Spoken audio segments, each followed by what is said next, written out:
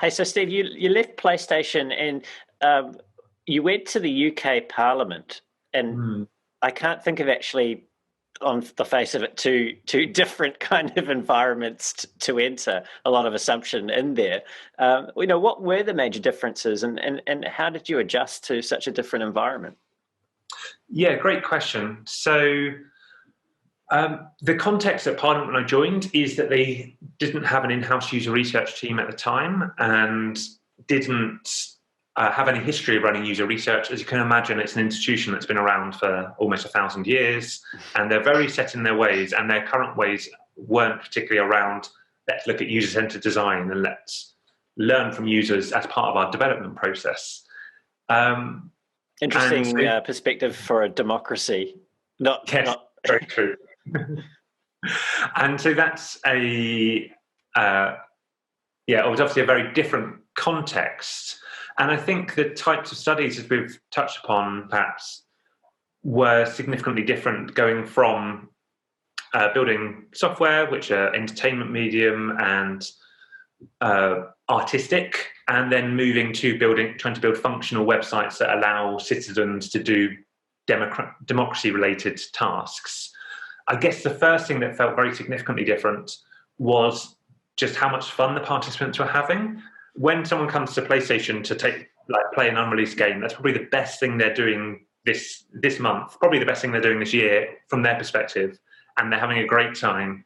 Whereas if you are coming into a usability session and you have to read some long reports from a committee has published as for your test, again, that's probably not the best thing you've done that day. So Also, I guess it's also a good reason not to disclose too much to participants as to what they'll be doing before they get there.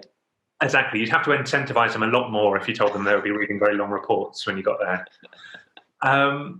But from their development processes, actually, again, that was somewhat different and an education for me, which I very much enjoyed. I talked about earlier about PlayStation's focus on usability testing. Because Parliament recognises that it needs to be for citizens and for everyone, a lot of that foundational work to understand what are people's context and what are they trying to do when they contact their MP, for example, is a lot more important. And so a lot more of that discovery work needs to happen. Mm. Understanding people in the real world and the real problems that they have will directly inform how do you make Parliament's websites. Another thing that struck me as different was the ethos, and this is something that I think is really important and a lesson I've tried to take forward from Parliament. How we worked in PlayStation, where we were essentially an internal agency where we would take a brief and would run a study and would do some analysis and then present it back to the team at the end.